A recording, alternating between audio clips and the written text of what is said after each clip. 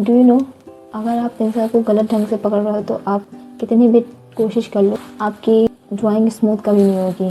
Hi, I am Lakshmi Shokarma and so आज हम drawing के सबसे बेसिक और सबसे इम्पॉर्टेंट स्टेप को सीखने वाले हैं। How to hold a pencil correctly for sketching. बहुत सारे बिगिनर्स ये सोचते हैं कि केवल अच्छी पेंसिल और अच्छे पेपर से ही ड्राइंग इम्प्रूव होती है, बट वो नहीं जानते हैं कि पेपर और पेंसिल अच्छी क्वालिटी का हो वो मैटर नहीं करता है। अगर आप पेंसिल को ही गलत ढंग से पकड़ रहे हैं तो उससे आपकी ड्राइंग इम्प्रूव नहीं होगी।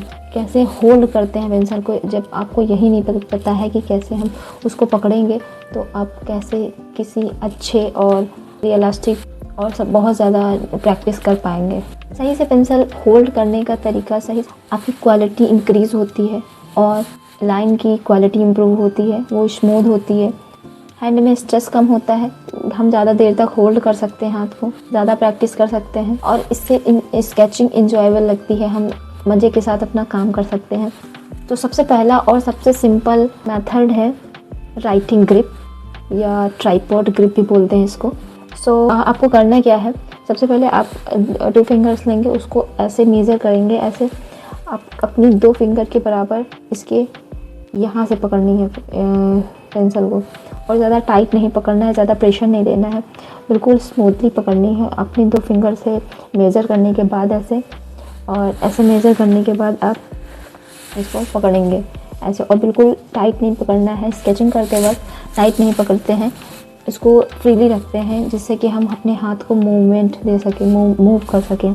ये ग्रिप बिगिनर्स के लिए बहुत ही इम्पॉर्टेंट है, उनके लिए बहुत ही अच्छी है।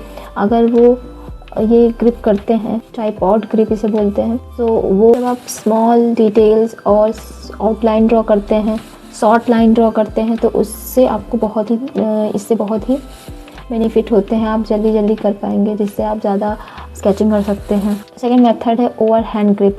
इसको हम पेंसिल को ऐसे पकड़ते हैं, ऐसे होल्ड करते हैं, हम ऐसे इसको पकड़ते हैं और ऐसे फ्रीली हाथ को मूवमेंट कर सकते हैं।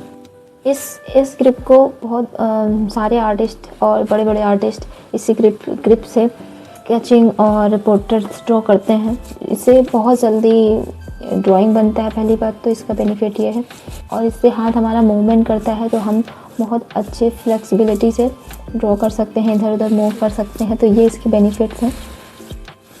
अब बात करते हैं थोड़ी सी मिस्टेक्स की जो कॉमनली लोग करते हैं, बिगिनर्स हो या थोड़े जो अच्छा कर रहे हैं वो भी करते हैं।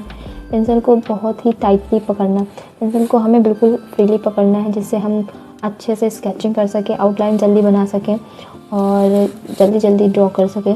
तो इसको हल्के से पकड़ते हैं और एक डिस्टेंस पे पकड़ते हैं, जिससे कि हम जल्दी ड्रॉ कर सकें।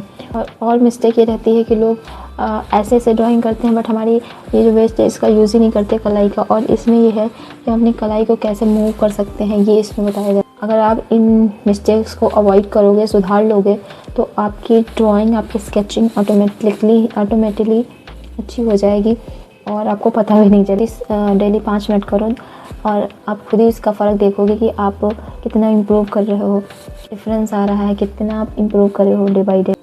अगर 5 मिनट आप करते हो तो आपकी पेंसिल होल्डिंग बेटर हो जाएगी। अगर आप मेरी इस आर्ट सीरीज़ को फॉलो करना चाहते हो तो चैनल को सब्सक्राइब कर लो, और मिलते हैं नेक्स्ट वीडियो में। Keep sketching, keep practising, keep improving. Bye bye.